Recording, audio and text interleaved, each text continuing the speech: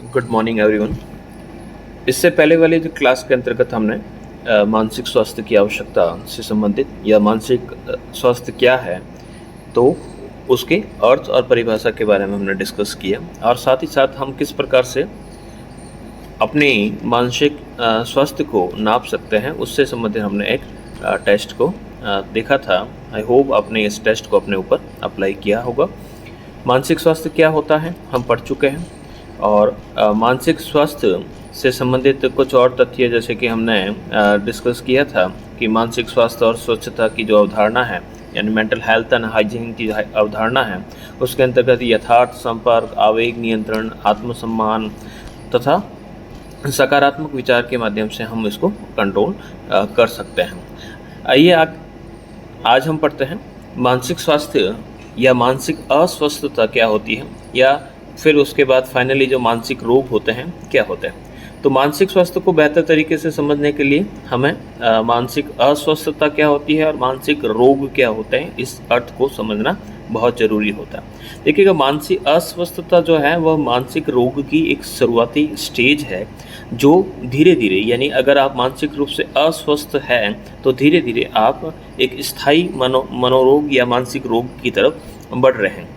मानसिक अस्वस्थता जो है वह कह सकते हैं कि किसी भी व्यक्ति में सकारात्मक मानसिक गुणों के अभाव के रूप में परिभाषित किया जा सकता है कि अगर किसी व्यक्ति के अंतर्गत सकारात्मक या किसी बात को लेकर सकारात्मक विचार उत्पन्न नहीं होते हैं, वह हर बात को नकारात्मक तरीके से देखता है, तो हम कह सकते हैं कि उसमें कहीं न कहीं जो है मानसिक अस्वस्थता की जो झलक है वह देखने को मिलती है। जैसे कि एक उदाहरण के तौर पर बताया गया है कि अगर आपके सामने कोई ऐसा व्यक्ति है जो हमेशा लगातार जो है हर चीज़ के अंतर्गत वह नकारात्मक भाव व्यक्त करें, हर चीज़ में वह बुराई ढूंढने का प्रयास करें, या हर जो तथ्य है उसको देखने का उसका जो दृष्टिकोण है, उसका जो नज़रिया है, उसकी जो अभिवृत्ति है वह हमेशा नकारात्मकता व्यक्त करें, तो हम कह सकते हैं कि वह कहीं न कहीं जो है वह व्यक्ति जो है मानसिक रूप से अस्वस्थ है।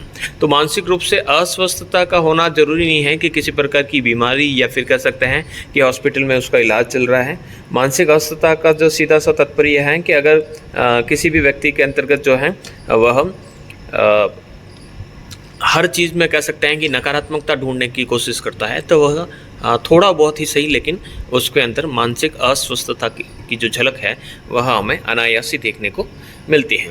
मानसिक रोग की बात करें तो ये काफ़ी बड़ा शब्द है जो अधिकतर के सभी प्रकार की व्यवहारिक असामान्यताओं को कह सकते हैं सम्मिलित करता है, जो कि दोषपूर्ण प्रत्यक्षीकरण, चिंतन, संवेग, दृष्टिकोण के कारण उत्पन्न होता है। यानी अगर कह सकते हैं कि हम अपना जो प्रत्यक्षीकरण है, यानी हम कह सकते हैं कि किसी चीज़ को गलत नज़रिए से देखते हैं या गलत तरीके से चिंतन करते हैं, या गलत प्रकार के जो इमोशंस होते हैं या गलत प्रकार की जो दृष्टिकोण के कारण जो हमारे अंतर्गत कई प्रकार की जो अव्यवहारिक जो असामान्य व्यवहार जो हमारे अंदर जो उत्पन्न होता है, तो उसे हम कह सकते हैं कि मानसिक रोग कहते हैं। तो मानसिक रोग और मानसिक अस्वस्थता जो कह सकते हैं लगभग समान है, लेकिन अस्वस्थता जो है वह शुरुआत है और धीरे धीरे जब कह सकते हैं कि इस प्रकार की अस्वस्थता जो है स्थायी रूप धारण कर लेती है, तो स्थायी रूप धारण करने के बाद जो है उसे हम मानसिक बीमारी या मनोरोग पीड़ित व्यक्ति के नाम से जानते हैं। तो ऐसे व्यक्ति को समाज में दूसरे व्यक्तियों के साथ सामंजस्य करने में काफ़ी कठिनाई होती है, क्योंकि वह दूसरों के साथ सामंजस्य स्थापित नहीं कर पाता है। वह हमेशा जो है उसके अंतर्गत कमी ढूंढने का प्रयास करता है या इस प्रकार का व्यवहार करता है जो सामाजिक रूप से मान्य नहीं है, या फिर कह सकते हैं कि उसके विचारों को कहीं पर भी मान्यता न तो समाज में, न परिवार में, न उसकी पीयर ग्रुप यानी उसकी जो मित्र मंडली है वहाँ पर उसको मान्यता प्राप्त होती है। कमजोर मानसिक स्वास्थ्य के सूचक या लक्षण, यानी हमें कैसा पता चलेगा कि किसी व्यक्ति का जो मानसिक स्वास्थ्य है वो काफ़ी कमज़ोर है, तो उसको हम डिस्कस करते हैं।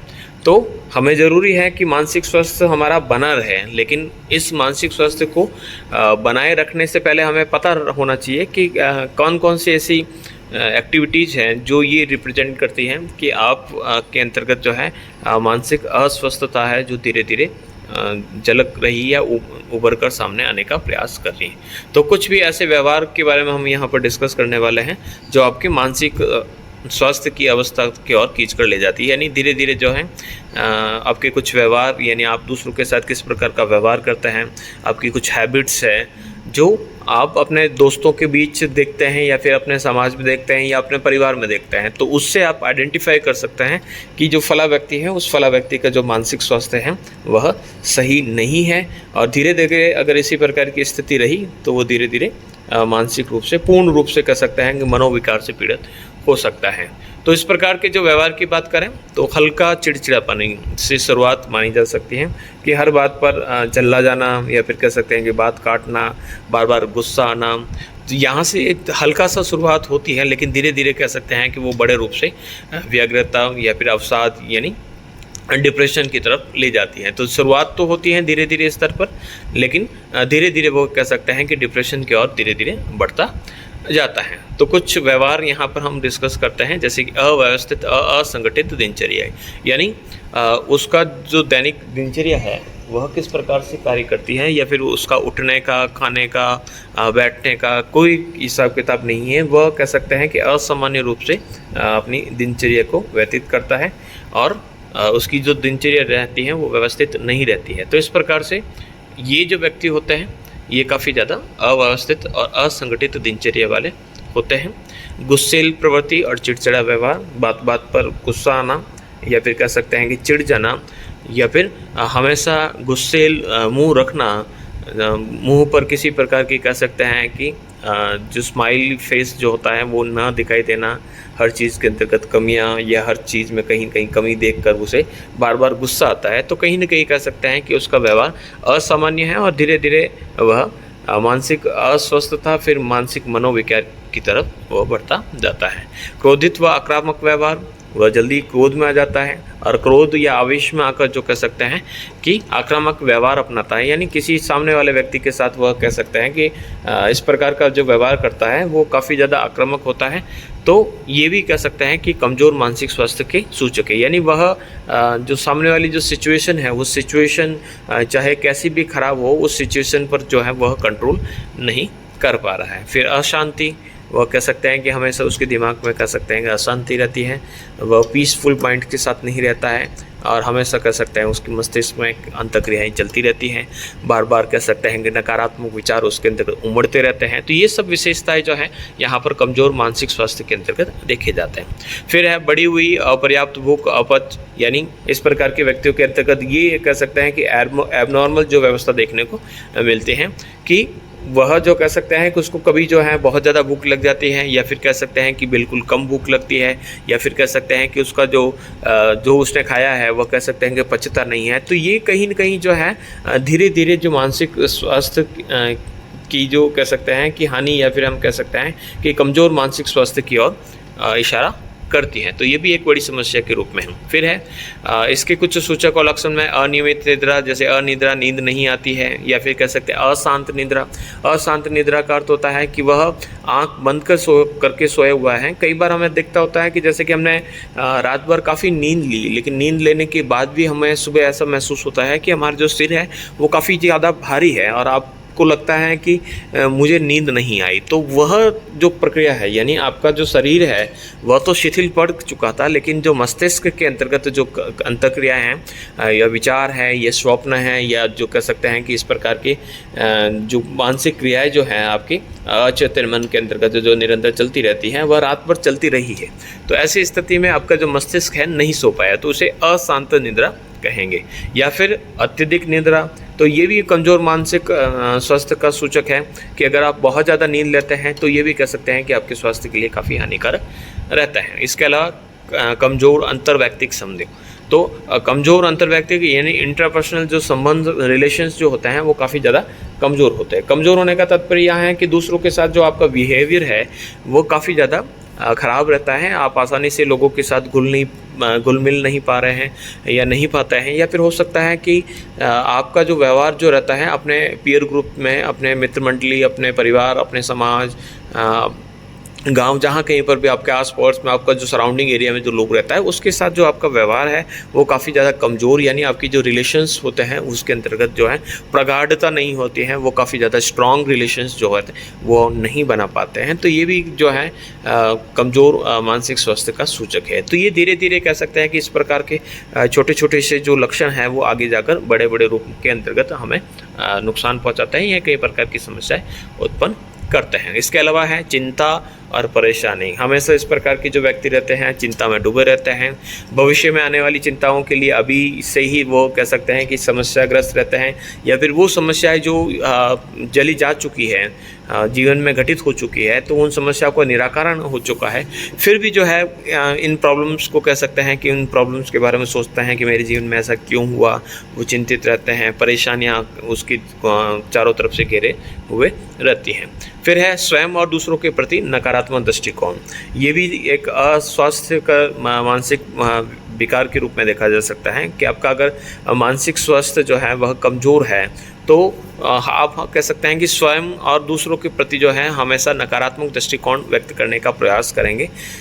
नकारात्मकता का दृष्टिकोण जैसे कि स्वयं के प्रति का अर्थ हो गया है कि आप हमेशा सोचेंगे कि मैंने मेरे जीवन के अंतर्गत कुछ नहीं किया। कह सकते हैं कि आई एम फेलियर, बार बार कह सकते हैं कि मुझे कहीं पर सफलता नहीं मिल रही है, मैं कोई भी काम ढंग से नहीं कर पा रहा हूँ। ये तो कहीं न कहीं इस प्रकार के जो भाव होते हैं वह निरंतर आपको परेशान करते रहते हैं और उसका प्रतिफल के रूप में आपको मानसिक अस्वस्थ जो है वह स्वास्थ्य की जो है वह आपका अस्वस्थकर हो जाता है या फिर मानसिक कमजोरियां देखने को मिलती है। और दूसरों के प्रति जो है आपको हमेशा नेगेटिव जो थॉट्स होते हैं, नेगेटिव एटीट्यूड्स जो है वह आप रिप्रेजेंट करने का कोशिश करते हैं। फिर है संबंधों से पलायन, यानी इस प्रकार के जो व्यक्ति होते हैं या फिर इस प्रकार की मानसिक अस्वस्थ का एक उदाहरण के तौर पर यहाँ पर बताया गया है कि मानसिक स्वास्थ्य अगर आपका ठीक नहीं है तो कह सकते हैं कि आपकी जो रिलेशंस जो आप मेंटेन रखने चाहिए वो आप नहीं रख पाते हैं, उससे दूर भागने का प्रयास करते हैं। चाहे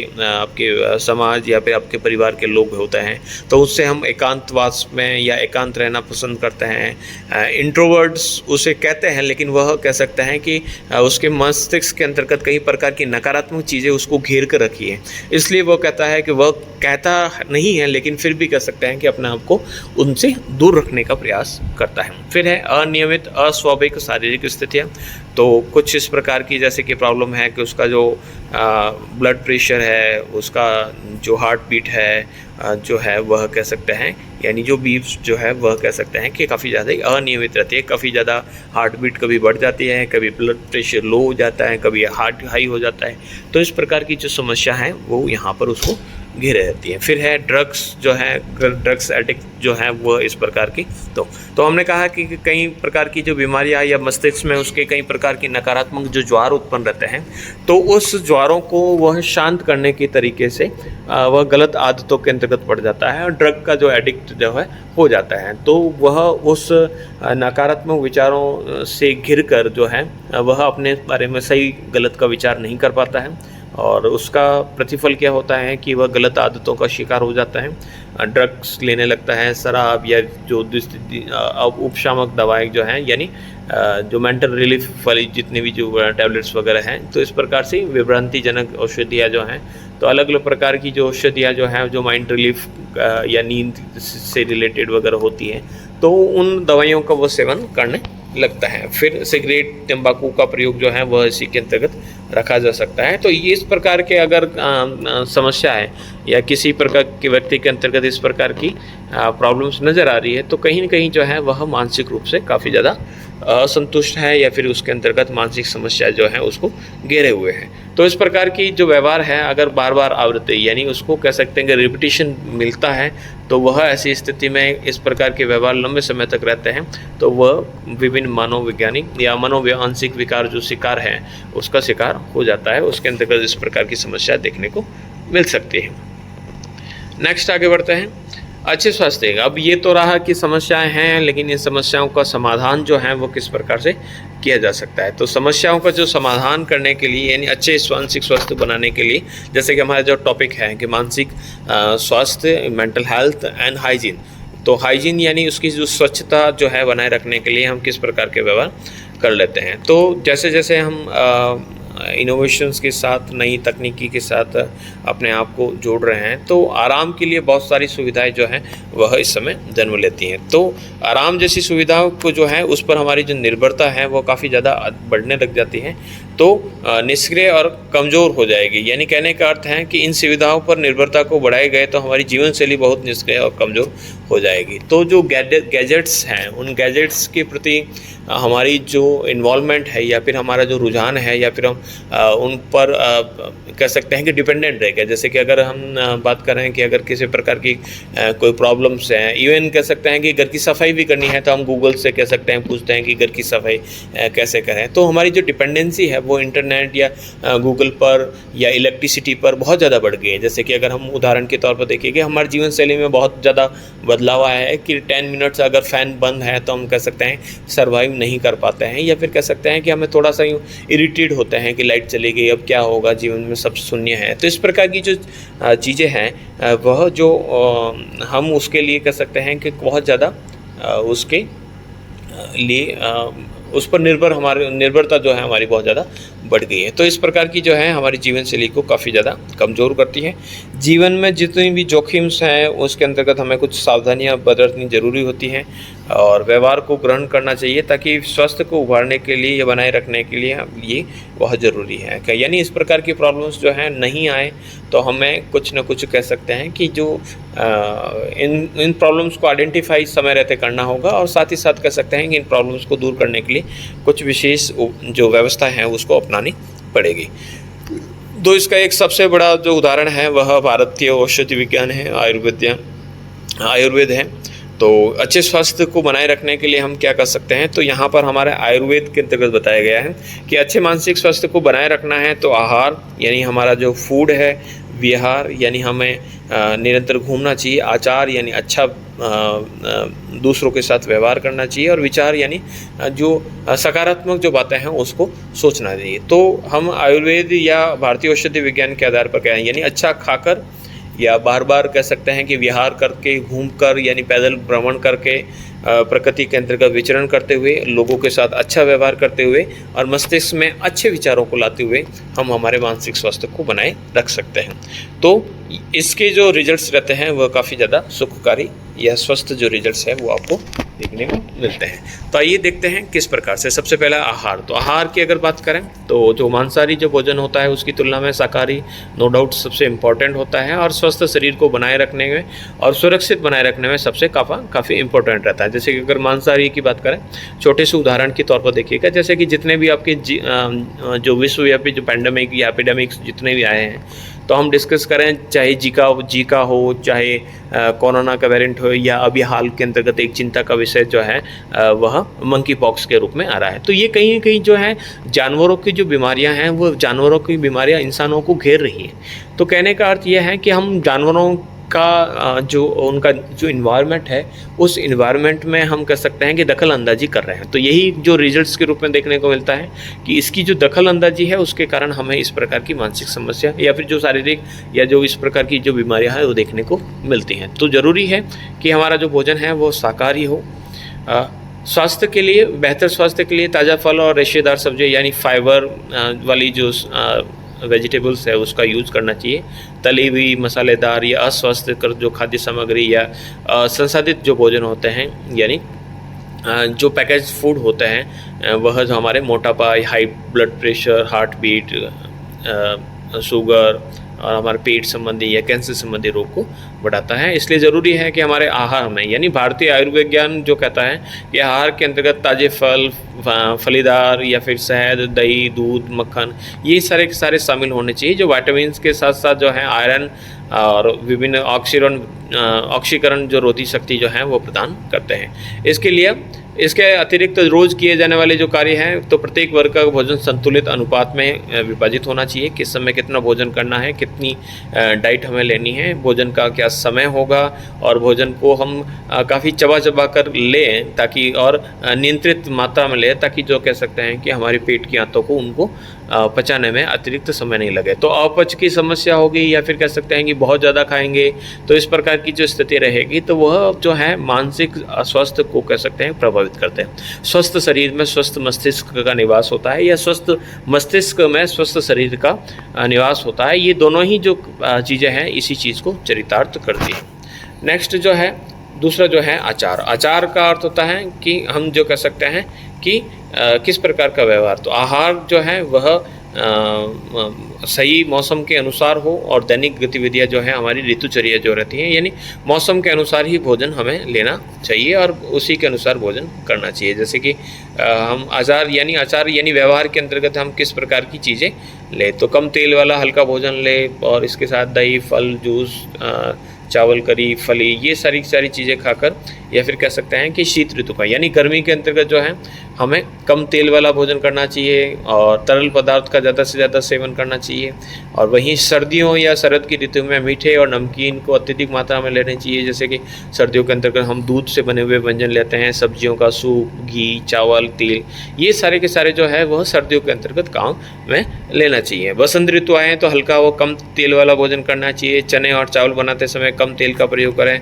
बारिश का मौसम है तो खट्टा, नमकीन, मीठा भोजन लेना चाहिए। दिनचर्या और रात्रिचर्या का जो संबंध है, दिन रात के समय के अनुसार भोजन लेने में गतिविधियों को करना है। यानी इस प्रकार से हम कह सकते हैं कि हमारी जो डाइट है उस डाइट को अच्छी तरीके से प्लानिंग करके हम हमारे मानसिक स्वास्थ्य को काफ़ी बेहतर बना सकते हैं। सूर्योदय से पहले जल्दी उठना और जागने के बाद सबसे पहले पानी पीना चाहिए। ये तो रिकमेंडेशन हमेशा रहती है कि सुबह उठते ही जो है सबसे पहले हमें बेड टी लेने की अपेक्षा जो है सबसे पहले जो है हमें ध्यान देना चाहिए कि हमारा जो दिन की शुरुआत है वह ताज़े पानी के साथ हो, उसके साथ नींबू का प्रयोग हो। ये सब चीज़ें जो हैं वो किस प्रकार से दी जाती हैं कि सुबह उठते ही जो कह सकते हैं कि हमें स्फूर्ति मिले और हमारा जो मस्तिष्क है वह ध्यान के साथ सुबह सुबह ध्यान या मेडिटेशन का जो उल्लेख किया जाता है वो इसी कारण किया जाता है कि हमारा जो मानसिक स्वास्थ्य है वो काफ़ी बेहतर बना रहे। फिर है विहार यानी सुबह का व्यायाम और सैर करना जो है वह विहार के बहुत बड़े प्रमुख तत्व हैं। ये विहार हैं, शरीर को हल्का व शक्तिशाली बनाते हैं। हमें रोग प्रतिरोधक जो क्षमता है जैसे कि अनुलोम प्रतिलोम या कह सकते हैं कि प्राणायाम जैसी जो विधियां हैं वो हमारे लंग्स को काफ़ी मजबूत बनाने के लिए काफ़ी इम्पोर्टेंट होते हैं। तो व्यायाम करते समय जो जितने भी जो कह सकते हैं कि हमारे जब पसीना निकलता है तो कई प्रकार के जो विषैले तत्व जो हमारे शरीर के अंतर्गत होते हैं वह कह सकते हैं कि इस पसीने के माध्यम से निकल जाते हैं। तो कहने का अर्थ है कि पसीना भी निकलना ज़रूरी है और हमेशा कह सकते हैं कि हम पसीने को रोकने का प्रयास करते हैं, जो कि बिल्कुल भी सही नहीं है। पसीना जितना ज़्यादा निकलेगा उतना ही जो है आपका शरीर जो है वो काफ़ी स्वस्थ रहेगा। व्यायाम करने से आपकी भूख बढ़ेगी। स्वास्थ्य संबंधी जो समस्याएं हैं जैसे हृदय रोग या शुगर, ये सारी की सारी जो समस्या है वह प्रतिदिन व्यायाम करने से काफ़ी नियंत्रित होती है। इसके अलावा रक्त को साफ करने के लिए ऑक्सीजन लेने, कार्बन डाइऑक्साइड छोड़ने से हमारी जो मृत कोशिकाएं जो होती हैं वह शरीर से निकल जाती है। तो इस प्रकार से रक्त का शुद्धिकरण होता है। कमज़ोर जो कोशिकाएं होती हैं वह धीरे धीरे लुप्त होती जाती हैं या फिर मृत कोशिकाएं समाप्त हो जाती हैं। तो इस प्रकार से विहार या आपका व्यायाम जो एक्सरसाइज वगैरह है वो बहुत ज़रूरी है। इसके अलावा अच्छे संगीत को सुनना भी अच्छे मानसिक स्वास्थ्य को बनाए रखने में स्वस्थ है। विचार की बात करें तो विचार जितने ही अच्छे होंगे, जितने ही ज़्यादा सकारात्मक होंगे, उतने ही हमारी मानसिक जो स्थिति होगी वो काफ़ी बढ़िया होगी। जो व्यक्ति मानसिक रूप से ठीक रहता है वो उसमें आत्मसंतुष्टि होती है, उदार समझ होती है, आलोचनाओं को स्वीकार करने की योग्यता होती है, वह अचानक क्रोधित नहीं होता है।